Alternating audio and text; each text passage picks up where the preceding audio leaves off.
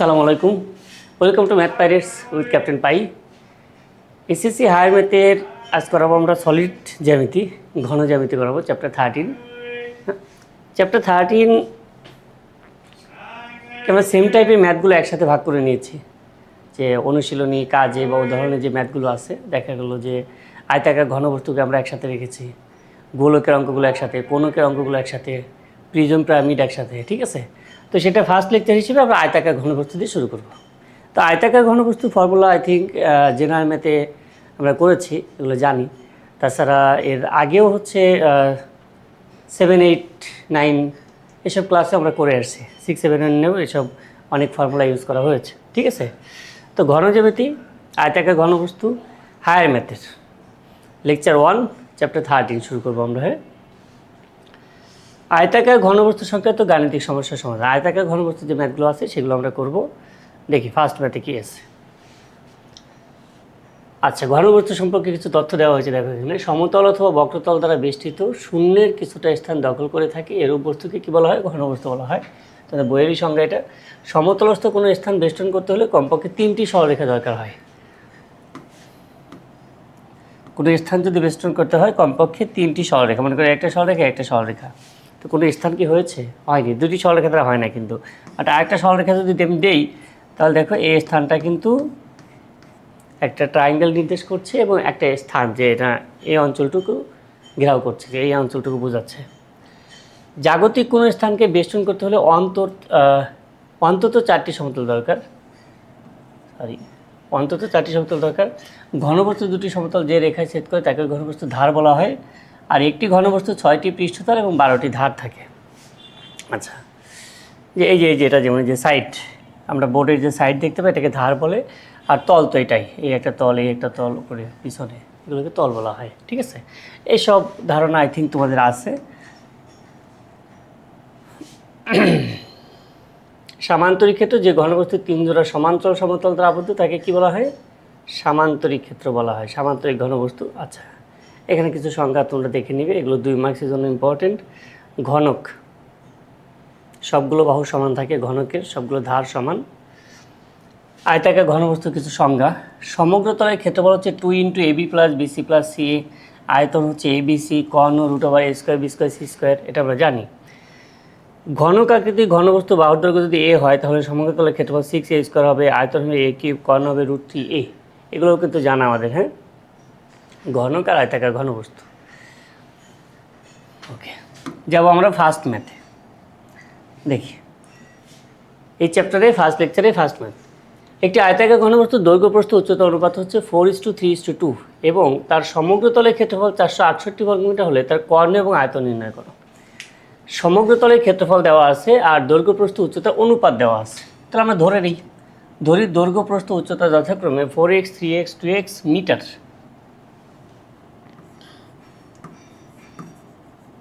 ধরি দৈর্ঘ্য প্রস্থ ও উচ্চতা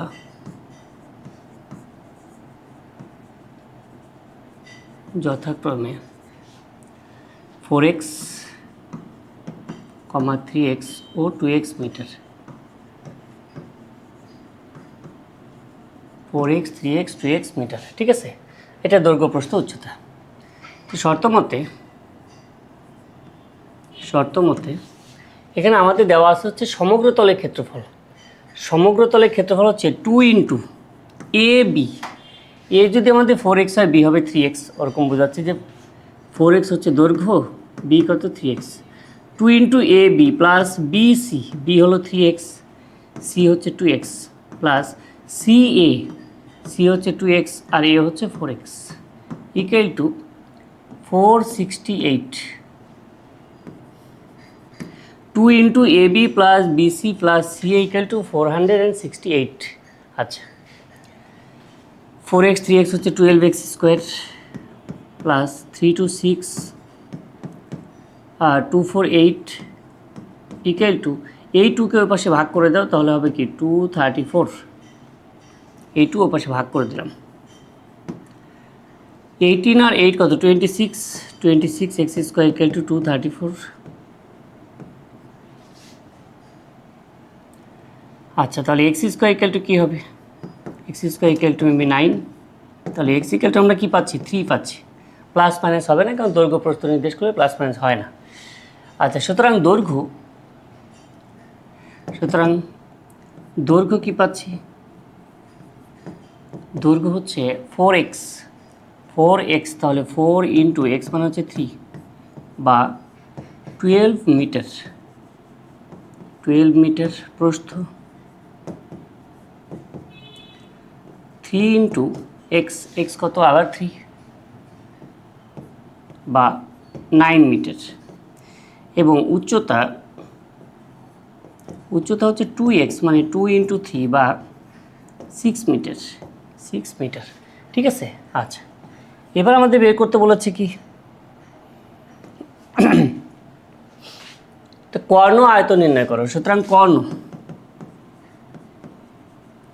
কর্ণ হবে √, দৈর্ঘ্য স্কোয়ার প্লাস প্রস্থ স্কোয়ার প্লাস উচ্চতা square, 12 square 9 square 6 square, 12 square plus 9 square plus 6 square.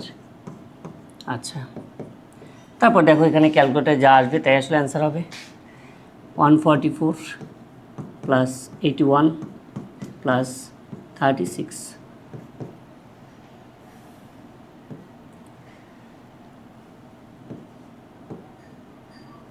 কত আসে?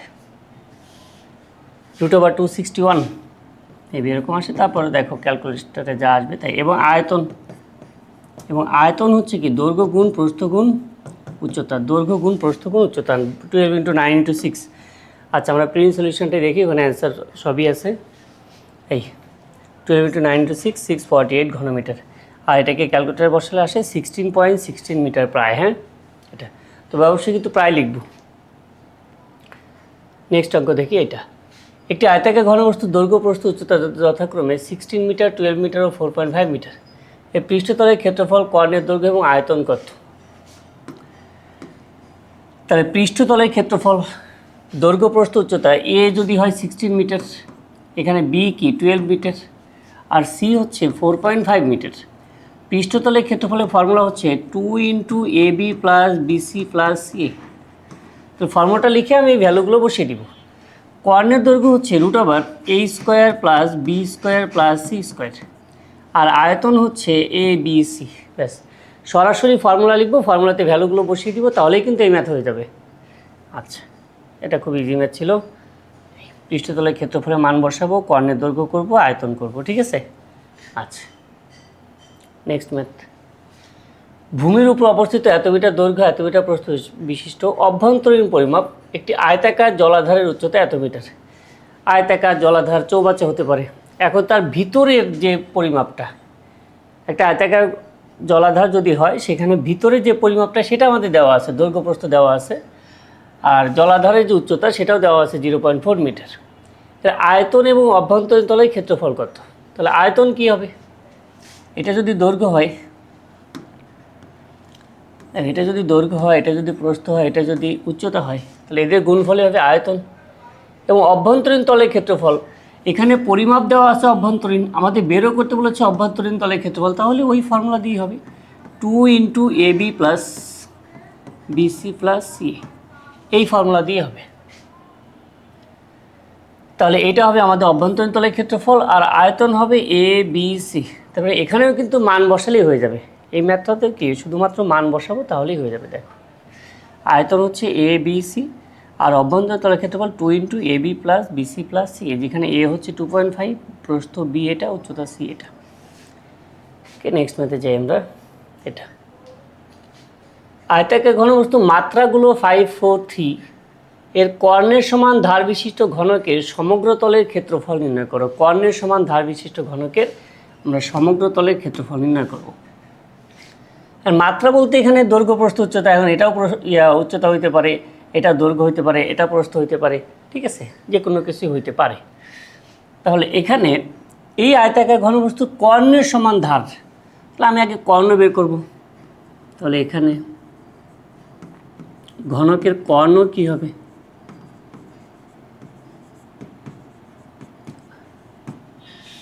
ঘনক না, সরি, এখানে আয়তাকার ঘনবস্তু, ঘনবস্তু আলাদা জিনিস। এখানে আয়তাকার ঘনবস্তু,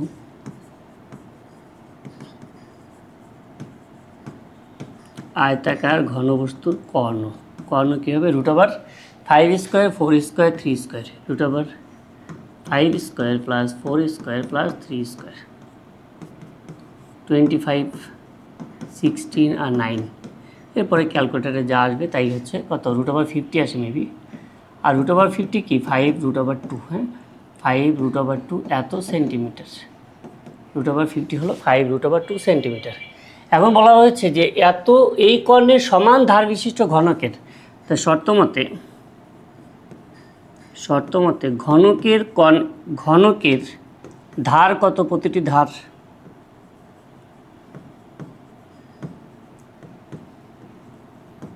ঘনকের ধার হচ্ছে a = স্মল এটা a দ্বারা প্রকাশ করলাম আমরা, 5√2 সেন্টিমিটার।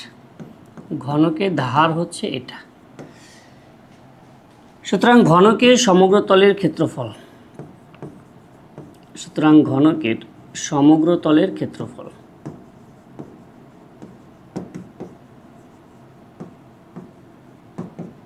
তলের ক্ষেত্রফল ফর্মুলা কি? 6a², তো 6 তো 6a, a হলো 5√2 তার হোল স্কোয়ার, তাহলে 6, 5কে স্কোয়ার করলে 25 আর √2কে স্কোয়ার করলে কত?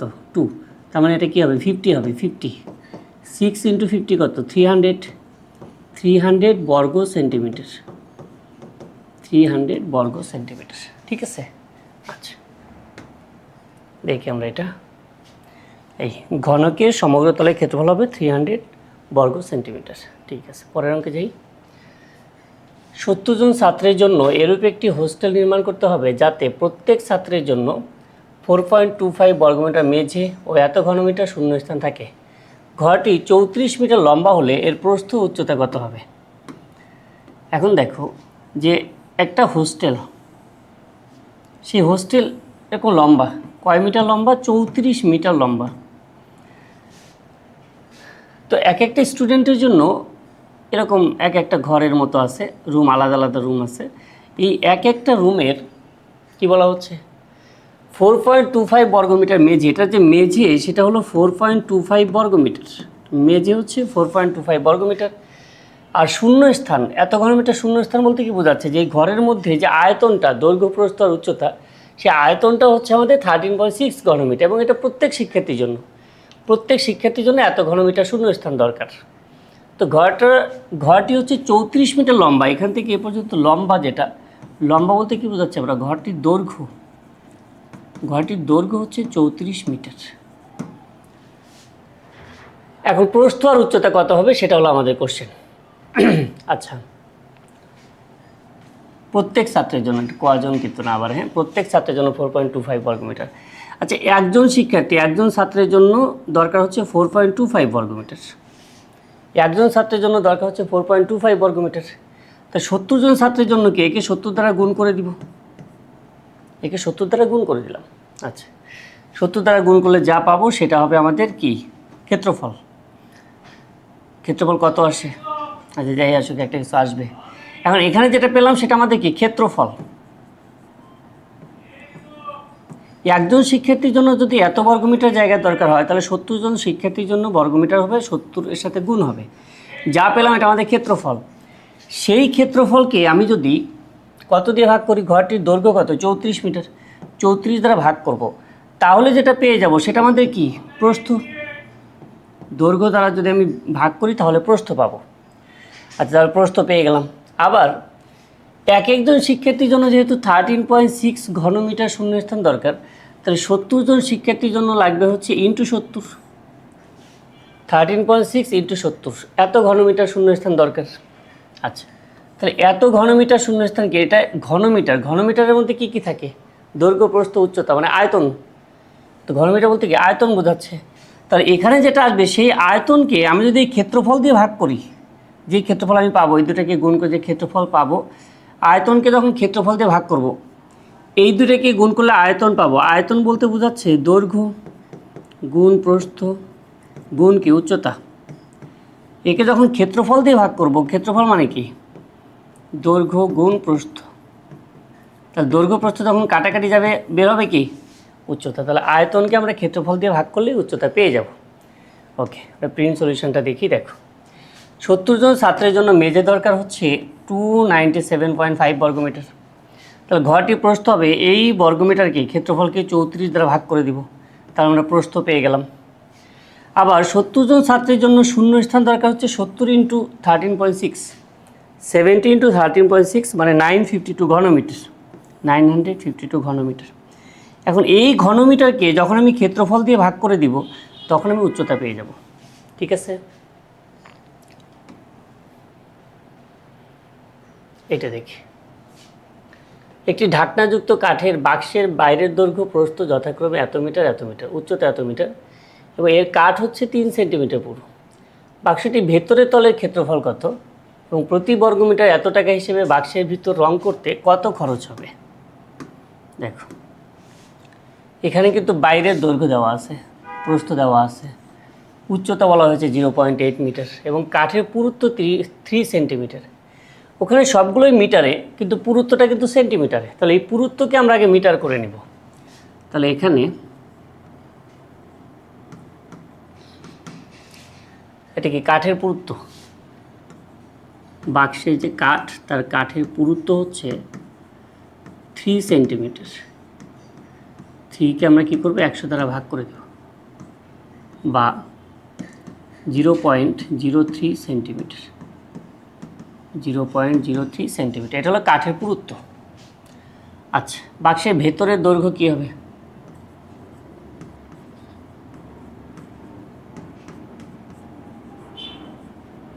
বাক্সের ভেতরের দৈর্ঘ্য A = বাক্সের ভেতরের দৈর্ঘ্য A = 1.6। 1.6 হচ্ছে বাইরের দৈর্ঘ্য। সেখান থেকে দুই দিকে 0.03 কাটা যাবে, দুই দিকে 0.03 বাদ যাবে। তাই 0.03 বাদ যাবে কয় দিকে? দুই দিকে, এত সেন্টিমিটার। সরি, যখন আমরা এটা দ্বারা ভাগ করলাম তখন এটা কী হলো? মিটার হলো না? হ্যাঁ, মিটার হলো, এত মিটার। এটাও কি হবে? মিটার। হ্যাঁ, তারপর দেখবি 1.6 থেকে এটা বিয়োগ করে যা আসবে সেটা আমাদের হচ্ছে দৈর্ঘ্য। এবার প্রস্থ কত? প্রস্থ B = পাবো আমরা 1.2।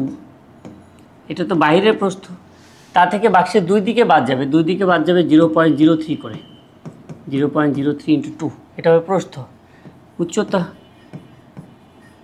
উচ্চতা C = হবে 0.8, 0.8, সেখানে 0.03 বাদ যাবে দুই দিকে, ব্যাস। তা দৈর্ঘ্য প্রস্থ উচ্চতা আমরা পেয়ে গেলাম। এটা হলো বাক্সের ভেতরের দৈর্ঘ্য প্রস্থ উচ্চতা। এটা বিয়োগ করলে আমরা এগুলো পাবো। দেন বাক্সটি ভেতরের তলের ক্ষেত্রফল। তো ভেতরের তলের ক্ষেত্রফলের ফর্মুলা কী হবে? 2 × AB + BC + CA। এটা তো ঢাকনাযুক্ত, হ্যাঁ ঢাকনা আছে, এই জন্য 6টা তলেই কিন্তু থাকবে, ভিতরেও 6টা তল থাকবে। তাই 2 × AB + BC + CA এটা হবে বাক্সের ভেতরের তলের ক্ষেত্রফল। এবং এখানে যেই ক্ষেত্রফলটা পাবো আমি তাকে গুণ করে দিব কি 14.44 দ্বারা। এখানে যত বর্গমিটার পাবো তাকে আমি 14.44 দ্বারা গুণ করব, যা আসবে সেটা আমাদের অ্যান্সার হবে। ঠিক আছে, ওকে। এই যে দেখো বাক্সের ভেতরে দৈর্ঘ্য প্রস্থ উচ্চতা আমরা বের করলাম। দেন বাক্সের ভিতরের তলের ক্ষেত্রফল 2 × AB + BC + CA ভ্যালু বসিয়ে দিই। দেখো A B একবারে গুণ করে বসানো হয়, তোমরা আলাদা আলাদা বসাতে পারো। A এর ভ্যালু বসাবে, × B এর ভ্যালু লিখবে এভাবে। তো 7.48 বর্গমিটার। তো বাক্সের ভিতরে রং করতে খরচ হবে এর সাথে 14.44 প্রতি বর্গমিটারে, যেহেতু এত টাকা খরচ হয় তাই এটা ব্র্যাকেট দিয়ে দিবে। হ্যাঁ, এই এত মিটার দৈর্ঘ্য এত মিটার প্রস্থ বহির্মাপ বিশিষ্ট আয়তাকার বাগানের চতুর্দিকে 2 মিটার উঁচু 25 সেন্টিমিটার পুরু প্রাচীর নির্মাণ করতে এত সেন্টিমিটার দৈর্ঘ্য এত সেন্টিমিটার প্রস্থ এবং এত সেন্টিমিটার বেদ বিশিষ্ট কতগুলো ইট লাগবে? দেখো প্রচুর ডাটা দেওয়া আছে এই কোশ্চেনে। দৈর্ঘ্য প্রস্থ দেওয়া আছে, চতুর্দিকে 2 মিটার উঁচু দেয়াল নির্মাণ করতে হবে, সেই দেয়ালটার বা পুরুত্ব দেওয়া আছে। আচ্ছা, তারপরে যেই ইট দিয়ে দেয়াল নির্মাণ করতে সেই ইটের 3টে মাত্রা দেওয়া আছে, দৈর্ঘ্য প্রস্থ উচ্চতা। ঠিক আছে, আচ্ছা। তাহলে এখানে যখন আমি দেয়াল নির্মাণ করব, দেখো 2Dতেই আমরা 3D বোঝানোর ট্রাই করি। এখন বাহিরের মাপ কিন্তু এটা, হ্যাঁ, 120 মিটার হচ্ছে দৈর্ঘ্য, প্রস্থ হচ্ছে 90 মিটার, এটা হলো বাহিরের মাপ, 120 মিটার আর 90 মিটার। আচ্ছা, চতুর্দিকে 2 মিটার উঁচু, 25 সেন্টিমিটার পুরু, এই চারিদিকে 2 মিটার উঁচু দেয়াল নির্মাণ করা হয়েছে, 2 মিটার উঁচু। এই দেয়ালও 2 মিটার, এই দেয়ালও 2 মিটার, এর উচ্চতা 2 মিটার, আর পুরুত্ব যেটা সেটা 25 সেন্টিমিটার।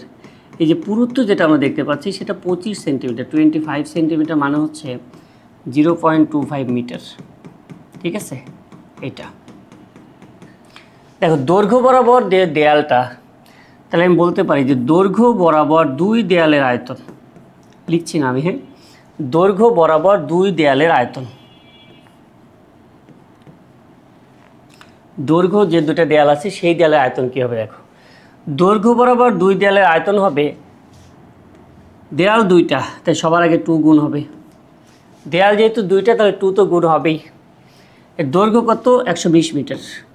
আচ্ছা, এই দেয়ালটার উচ্চতা কত, দেয়ালের উচ্চতা হচ্ছে 2 মিটার, 2 মিটার উঁচু, 2 মিটার উঁচু দেয়াল, এবং এই দেয়ালের পুরুত্ব হচ্ছে 25 সেন্টিমিটার। 25 সেন্টিমিটার মানে কি, 0.25 মিটার, তাহলে 0.25 মিটার হলো পুরুত্ব। বলো এই দেয়ালের আয়তন কি শেষ, দৈর্ঘ্য 120, উচ্চতা যেটা সেটা হচ্ছে কি 2, আর পুরুত্ব যেটা সেটা 0.25, তাহলে এটা হচ্ছে আমাদের দৈর্ঘ্য বরাবর 2 দেয়ালের আয়তন। এবার প্রস্থ বরাবর আমি যদি 2 দেয়ালের আয়তন বের করতে চাই, প্রস্থ বরাবর 2 দেয়ালের আয়তন বের করার জন্য প্রথমেই 2 হবে, প্রথমেই হবে 2, কারণ কি প্রস্থ বরাবর দেয়াল হচ্ছে 2টা। দেখো প্রস্থ বরাবর যখন আমি 2 দেয়ালের আয়তন বের করব, যেহেতু আমি আগে দৈর্ঘ্য বরাবর দেয়াল নির্মাণ করার সময় আমি 120 মিটার দৈর্ঘ্য বরাবর দেয়াল নির্মাণ করেছি, তাহলে এখন যেটা করব সেটা কিন্তু আর 120 মিটার না, মানে এখন তো করছি প্রস্থ বরাবর, মানে 90 মিটার নাই, কেন, কারণ 2 দিকে দৈর্ঘ্য বরাবর কিন্তু কিছুটা দেয়াল নির্মাণ হয়ে গেছে। কারণ দৈর্ঘ্য বরাবর এই কর্নারে যে দেয়ালটা আছে সেটা কিন্তু আমরা এমন নয় যে দৈর্ঘ্য বরাবরও নির্মাণ করব, আবার যখন প্রস্থ বরাবর তখনও নির্মাণ করব। কারণ দৈর্ঘ্য বরাবর যদি নির্মাণ করে থাকি তাহলে প্রস্থ বরাবরই ওটা নির্মাণ করতে হবে না, তার মানে ওইটুকু জায়গা আমাদের কমে গিয়েছে।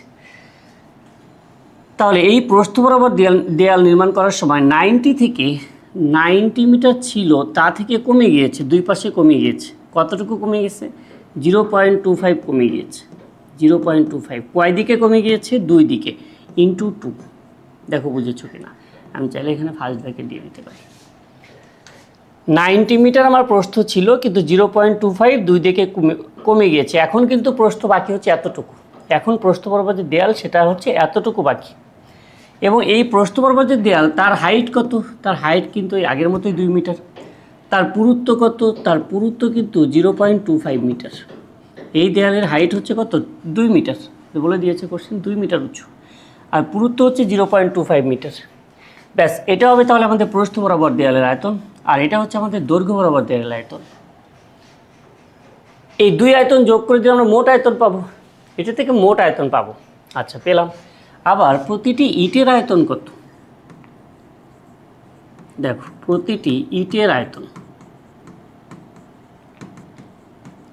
তাই ইটের আয়তন বের করার জন্য কি দৈর্ঘ্য গুণ প্রস্থ গুণ উচ্চতা, এর দৈর্ঘ্য কত, 25 সেন্টিমিটার, তার মানে হচ্ছে 0.25, আমি ডিরেক্ট লিখে দিলাম 0.25, প্রস্থ হচ্ছে এটাকে 100 দ্বারা ভাগ করলে হবে 0.125, কিন্তু উচ্চতা হচ্ছে 0.08, এটা হলো প্রতিটি ইটের আয়তন। তাহলে প্রতিটি ইটের আয়তন এইটা, আর এখানে আমরা মোট আয়তন পেলাম এটা, তাহলে এই আয়তনকে প্রতিটি ইটের আয়তন দিয়ে ভাগ করব, তাহলে যা পাবো সেটা হলো আমাদের প্রয়োজনীয় ইটের সংখ্যা। ঠিক আছে, ওকে, দেখি আমরা সলভটা দেখি একটু। দেখো দৈর্ঘ্য বরাবর দেয়ালের আয়তন হচ্ছে 120 মিটার, আর প্রস্থ বরাবর যে 2 দেয়াল তার আয়তন হচ্ছে 89.5 মিটার, মোট আয়তন 209.5, আর প্রতিটি ইটের আয়তন হলো 0.0025। দেন এটাকে ভাগ করে দাও, তাহলে টোটাল ইটের সংখ্যা হবে 83,800। ঠিক আছে, এতগুলো ইটের সংখ্যা হবে, প্রয়োজনীয় ইটের সংখ্যা। বইয়ে এভাবে করা যাবে, পরীক্ষা খাতা আসলে এভাবে করা যাবে। ওকে, এখানে একটু সাইড নোট দিতে পারো যে যেহেতু কি 100 সেন্টিমিটার সমান 1 মিটার। এই জন্য আমরা কি করেছি, সেন্টিমিটারগুলোকে 100 দ্বারা ভাগ করে করে মিটার বানিয়ে নিয়েছি। ওকে, একটি আয়তাকার ঘনবস্তুর দৈর্ঘ্য ও প্রস্থ অনুপাত এত এবং এর আয়তন এত ঘন সেন্টিমিটার। প্রতি বর্গ সেন্টিমিটার এত টাকা হিসেবে ওই বস্তুর তলায় সীসার প্রলেপ দিতে এত টাকা খরচ হলে ওই বস্তুর মাত্রাগুলো নির্ণয় করো। আচ্ছা দেখো, কোশ্চেনটা পরে আমরা যেটা বুঝলাম সেটা হচ্ছে প্রতি বর্গ সেন্টিমিটার 10 টাকা হিসেবে ওই বস্তুর তলায় সীসার প্রলেপ দিতে 1920 টাকা খরচ হয়। তার মানে এত টাকা খরচ হয় 1 বর্গ সেন্টিমিটারে, 1 টাকা খরচ হয় কত বর্গ সেন্টিমিটারে, এত টাকা খরচ হয় কত বর্গ সেন্টিমিটারে। তাহলে বলতে পারি এটাকে এটা দিয়ে যদি আমি ভাগ করি তাহলে বস্তুর তলার ক্ষেত্রফল পেয়ে যাব, বস্তুর তলার ক্ষেত্রফল পেয়ে যাব। তাহলে এখানে তলার ক্ষেত্রফল, এখানে তলার ক্ষেত্রফল, তলার ক্ষেত্রফল কত হবে, 1920 ডিভাইডেড বাই 10 বা 192, এত কি বর্গ সেন্টিমিটার, এই তো এত বর্গ সেন্টিমিটার। আচ্ছা, এটা হলো বস্তুর তলার ক্ষেত্রফল। আমরা ধরে নেই যে দৈর্ঘ্য 4x আর প্রস্থ হচ্ছে 3x। ধরি দৈর্ঘ্য 4x সেন্টিমিটার, দৈর্ঘ্য হচ্ছে 4x সেন্টিমিটার, প্রস্থ হচ্ছে 3x সেন্টিমিটার। শর্ত মতে তলা যেটা তার ক্ষেত্রফল মানে 4x ইন্টু 3x সেটা হচ্ছে 192। তাহলে এখানে এক্স স্কোয়ার ইকুয়াল টু পাচ্ছি 4 3 12, 12 যদি ডিভাইড করে দেই 16, তাহলে এক্স ইকুয়াল টু কী হবে 4, এক্স ইকুয়াল টু 4 পেলাম। আচ্ছা, এক্স যদি 4 হয় তাহলে আমরা দৈর্ঘ্য বের করে ফেলতে পারবো।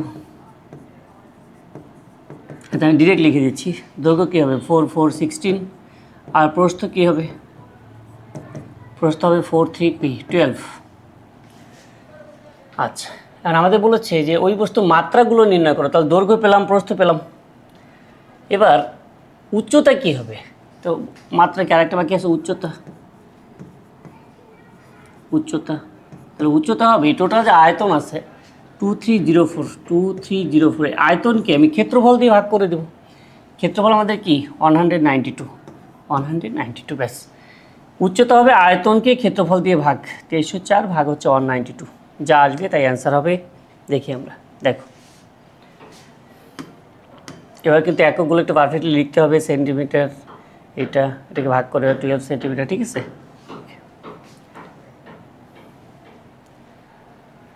ওকে, তাহলে এই লেকচারে আমাদের কতগুলো ম্যাথ ছিল, 8টা ম্যাথ ছিল। আয়তাকার ঘনবস্তু বইয়ের মেবি এই 8টা ম্যাথই আছে, ঠিক আছে। তাহলে আমাদের পরবর্তী লেকচার হবে মেবি কোনকের উপর।